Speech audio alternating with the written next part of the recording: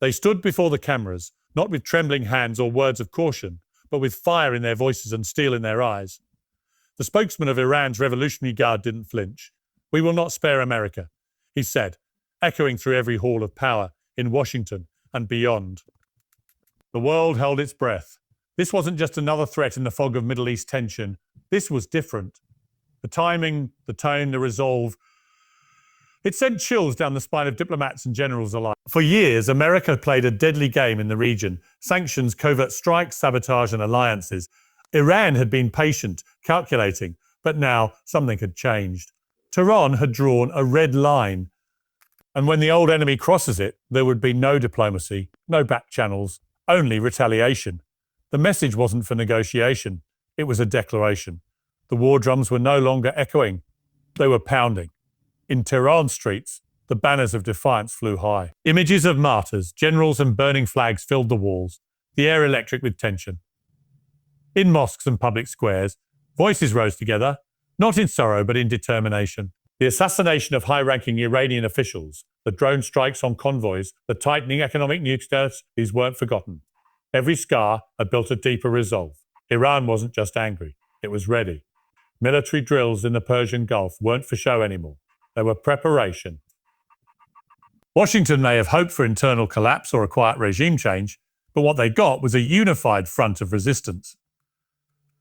Across the Shia crescent, from Lebanon to Iraq to Syria to Yemen, the Proxies waited for a signal. And the signal had come. "We will not spare America" wasn't a metaphor. It was a promise, one that would reach far beyond borders or battlefields, one that had consequences. The United States, for all its military might, knew it had stepped into a firestorm. Intelligence reports flooded the Pentagon. Iranian missile systems had gone dark, ships had disappeared from radar, and chatter across militant networks intensified. Strategic assets were being repositioned, from the Strait of Hormuz to the Mediterranean. But America also prepared. Submarines surfaced in the Gulf.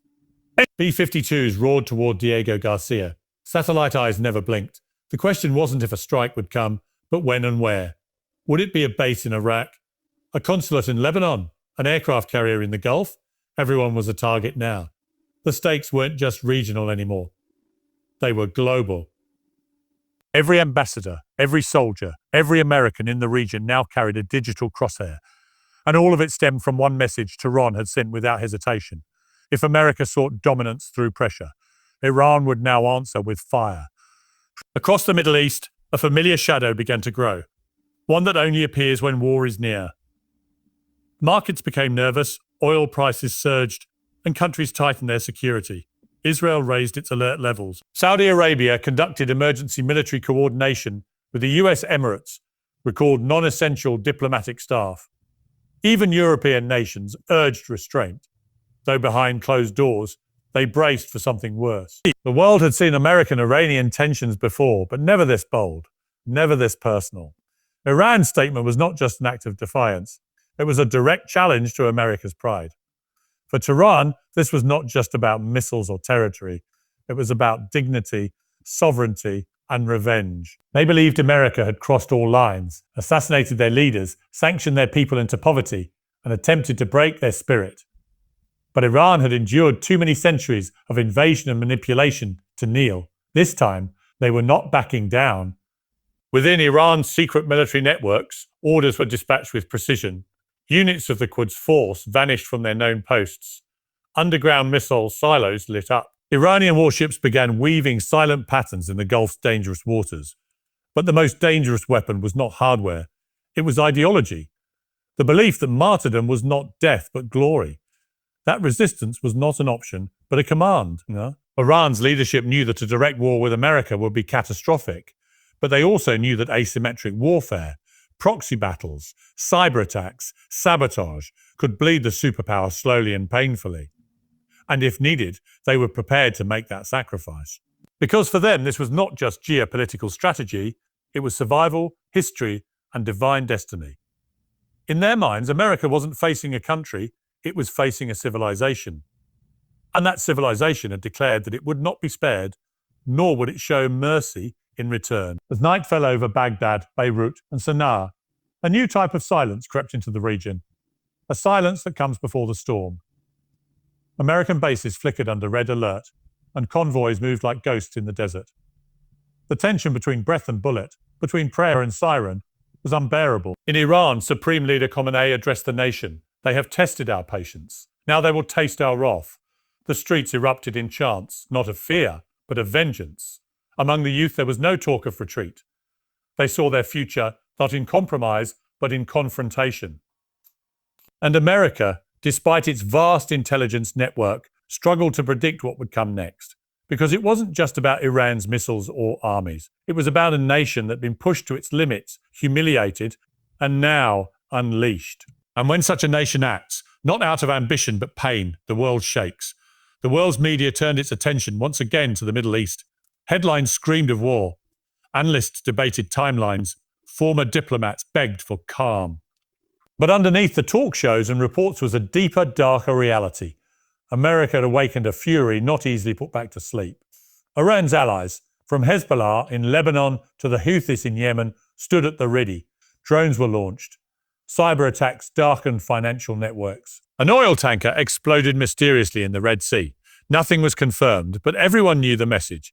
This wasn't about full-scale invasion yet. It was about psychological warfare, attrition, and dominance through disruption. And for every action America might take, Iran had already prepared 10 answers.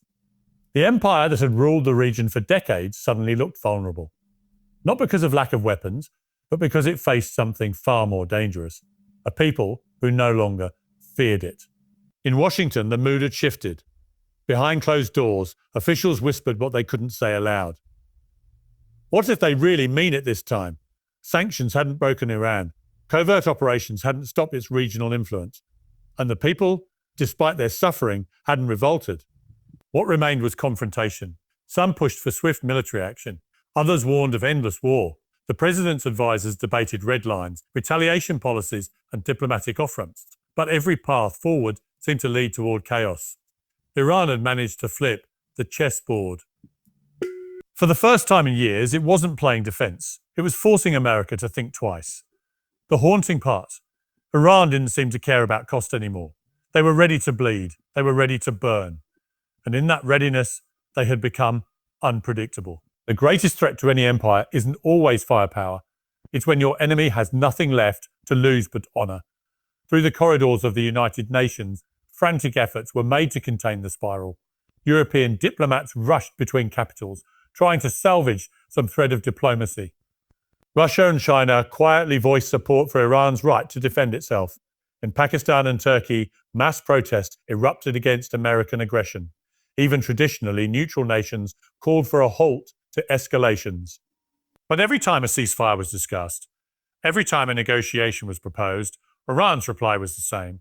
We will not spare America. The world realized this was no longer about deals or nuclear programs. It was spiritual, existential. Iran had embraced a path from which there was no return. And they weren't walking it alone. Their alliances were awake, their missiles aimed, and their hearts steeled. The Middle East was a powder keg, and America, knowingly or not, had lit the fuse. The countdown wasn't just ticking, it was roaring. In the digital realm, war had already begun. Iranian hackers took down key American systems. Banking interfaces flickered. Airline databases crashed. Propaganda videos flooded social media, glorifying resistance and mocking the Pentagon. Hashtags trended worldwide. #Iran strikes back. #No mercy for empire. #red line crossed. American morale wavered. For the first time, the myth of invincibility cracked. In Tehran, the government released chilling footage of missile systems being prepped, of command centers buzzing with activity, and of soldiers kissing their foreheads before battle. Iran's cyber army wasn't just attacking infrastructure, it was attacking confidence. The world watched a new kind of warfare unfold. Not in deserts or trenches, but in mines. The battlefield wasn't confined anymore. It was everywhere. Iran had declared that it would not be passive. It would not plead, and now even through screens it was proving that declaration meant action. The empire had mocked a lion. Now the lion was roaring back. Meanwhile, families in both nations sat with dread. Mothers wept silently. Children clung to their televisions, listening to every siren, every breaking news alert. In Iran, people rationed supplies, expecting the worst. In America, military families braced for deployment calls. The tragedy of war is not in its politics, but in its human cost. And yet leaders on both sides seemed locked in a game they couldn't abandon. Each move escalated the stakes. Each word became a weapon. The pain of decades, the scars of sanctions, the memories of assassinations, they all bubbled to the surface. This wasn't just strategic warfare. It was emotional warfare. And in that fire, it was the innocents who burned first. But still, Iran's words echoed across every channel. We will not spare America. It was more than defiance. It was heartbreak transformed into fury. And once such fury takes root, no diplomacy can contain it. Now, the final moment approaches. Red lights glow across military maps. Orders await execution. The tension is unbearable. Both sides know what comes next is irreversible. Iran's missiles are fueled. America's fleets are ready. The proxies are awake. The world watches. One wrong move, one misread signal, one decision made in pride, and the fire will consume everything. But Iran doesn't flinch. It has made peace with war. For Tehran, this isn't about winning. It's about never bowing. For Washington, it's about preserving dominance. The collision is no longer theoretical. It's inevitable. The warning has been issued, the message repeated. We will not spare America. And in the silence before the storm, the world realizes this war may not start with a missile, but with a memory, a belief, a sentence etched into the soul of a nation. And once that soul rises, not even empires can stand in its path. And so the world holds its breath. For when honor becomes a weapon and defiance turns into destiny, no force on earth can stop the storm that follows.